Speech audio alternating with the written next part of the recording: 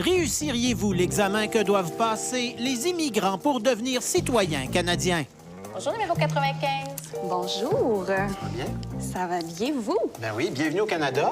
Merci. Vous êtes entouré de Canada parce qu'on va vous faire passer un test de citoyenneté canadienne. OK. Donc, on va voir si vous êtes un digne citoyen canadien. Au Canada, tous les demandeurs de citoyenneté âgés de 18 à 54 ans doivent obtenir une note de 15 sur 20, soit 75 afin de réussir l'examen. Quelle est la population actuelle du Canada? Ça part bien. 8 millions. 30 millions. On va essayer à 1,5. 6 millions. Si on vous donnait des choix de réponse, diriez-vous 17, 38, 50 ou 21 millions? 38. Donc, vous êtes passé de 6 à 38. Oui, hein? Ouais. Ben, je voyais que j'étais pas dans le bon range. OK. Mais c'est une bonne réponse. Quelle personnalité est représentée sur les nouveaux billets de 10 Très bonne question. Je vais dire Jean-René.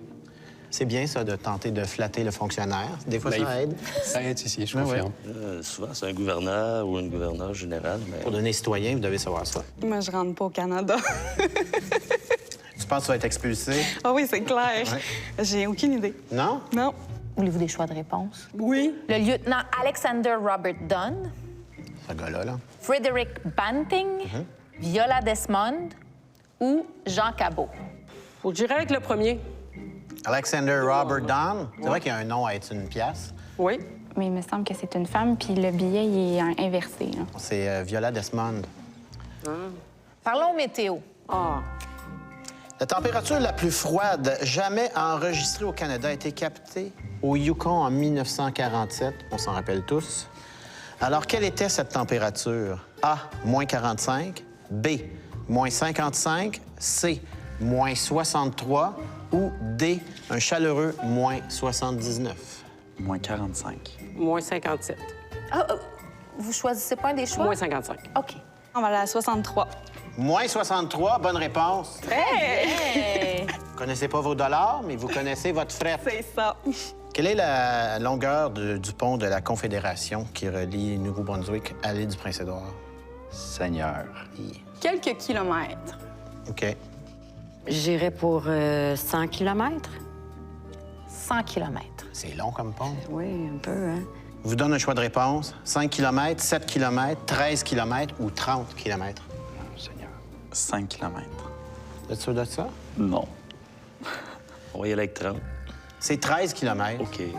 Aller-retour, c'est 26, mais OK, c'est ça. faut que tu reviennes, hein? Je vais prendre le 30. 30 km? Oh. C'est 13 km. Ça paraît long. Est-il aussi mythique qu'on le dit? Quand tu y vas, oui. Quand tu reviens, il faut que tu payes. Ça fait que c'est moins mythique. Quelle est la seule province canadienne officiellement bilingue? Ah, ça serait le Nouveau-Brunswick.